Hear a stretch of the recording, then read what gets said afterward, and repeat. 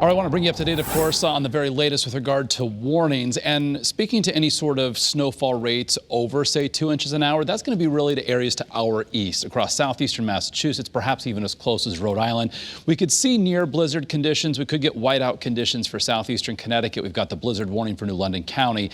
But overall, we're looking at rates at 1 to 2 inches with a sharp cutoff from eastern Connecticut to western Connecticut. So we're going to see probably quite a range of totals by the time this system winds down tomorrow evening. So during the day tomorrow, we're looking at heavy snow, poor visibility, blowing of that snow, given that the wind is going to be up. Wind gusts perhaps as high as 55 miles an hour, maybe some occasional gusts higher than that. So again, near blizzard conditions, a certain possibility throughout southeastern Connecticut specifically. Certainly some power outages as well. On top of all of this, temperatures are going to be trending colder tomorrow, and the wind is going to make it feel even colder. We're talking about a sub-zero wind chill throughout much of the day tomorrow for most of our state. So in the meantime, it's not bad. We've got upper 20s and low 30s inland, low 30s along the 95 corridor, and winds are relatively calm, a little bit out of the northeast, 3 to 8 miles an hour. So of course will be changing dramatically as we head through the next 12 to 24 hours. Our view from Waterbury, we've got a lot of cloud cover, of course, a little bit of a break in the action. We had some light snow move through the state earlier, totally unrelated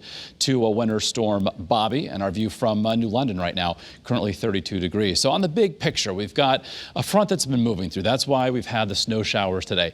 High pressure builds in out of eastern Canada. That locks in the cold air. So we're going to have plenty of cold air. This is going to be a storm that features snow from beginning to end. The storm center is beginning to develop off the coast of the Carolinas. So we can track this for you. Of course, you can see how it rapidly intensifies with the storm center staying to the east of, say, Cape Cod and Nantucket by tomorrow afternoon before then lifting up toward the Canadian Maritimes, taking the clouds and the snow with it. Now, here's a look at the European model. That was just the American or GFS that I showed you. So again, showing the storm track, the center, a little bit farther to the east. So that could bring the axis of some of the heaviest of the snow back out of Connecticut and into Rhode Island and southeastern Massachusetts. So the jackpot has always been to our east. It's kind of been wavering around just a little bit. So of course, the heavy snow is going to lead to poor visibility, then the blowing and the drifting of that snow. Power outages, certainly problematic. Coastal flooding, not that big of a concern given the wind direction at the time of the high tide cycle. So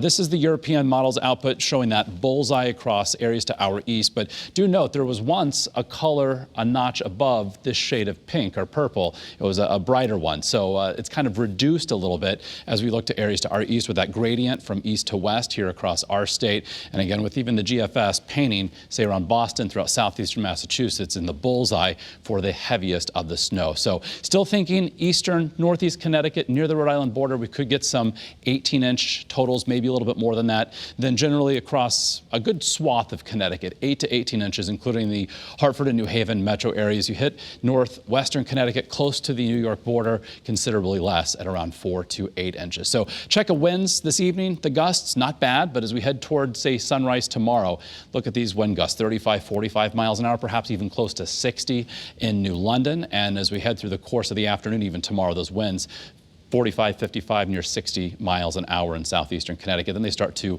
diminish again a bit by early on Sunday morning. So here's the temperature trend tomorrow. Our highs will be early in the day, then drop into the teens. That's inland, same general theme at the Connecticut shoreline.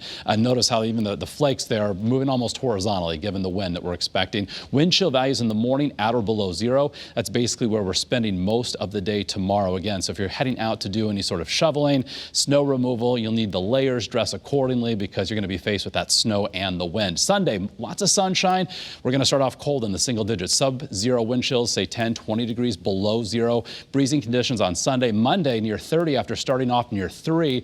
And then a big warming trend, mid-30s by Tuesday. A mostly cloudy day on Wednesday, but 45. And then we've got the chance for some rain by Thursday into Friday. Before a cold front gets here, we're looking at temperatures warming to near 50. That 1 for Friday morning is a typo. So we'll go ahead and advance past that. So, yeah.